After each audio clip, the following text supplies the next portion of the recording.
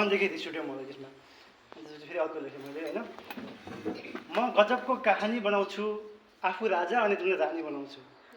म गजबको कहानी बनाउँछु आफू राजा अनि तिमीलाई रानी बनाउँछु। प्रेममा साथ दिन्नस् भने ईश्वर हेर्दै जा तेरो मूर्ति खरानी बनाउँछु भनेर। वाह वाह वाह सर वाह, दामी सर दामी। अनि मैले भगवान्लाई च्यालेन्ज गरेँ होइन। त्यसपछि च्यालेन्ज गरिसकेपछि पनि मेरो केही लागेन। अन्तिममा छुट्नै पर्ने भयो। मेरो गर्लफ्रेन्ड पनि मानिनन्। अन्तै बिहे गर्ने सुरसार भयो।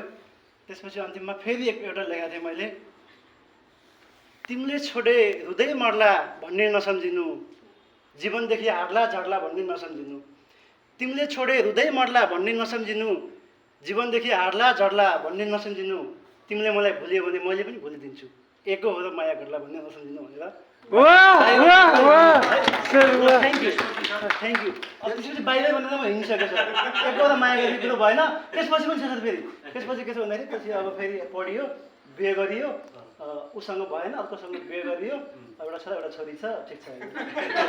वाह वाह सर, पोस्ट गर्दा केही फरकै पर्दैन सर। ओके सर, ल thank you sir, thank you. तर यो कुरा म्याडमलाई थाहा छ कि नै भन्ने हो। अब कसैले पोस्ट गर्दा पनि थाहा हुन्छ नि त। म गर्छु सर। हुन्छ। भिडियो बनाएको छन् के अरे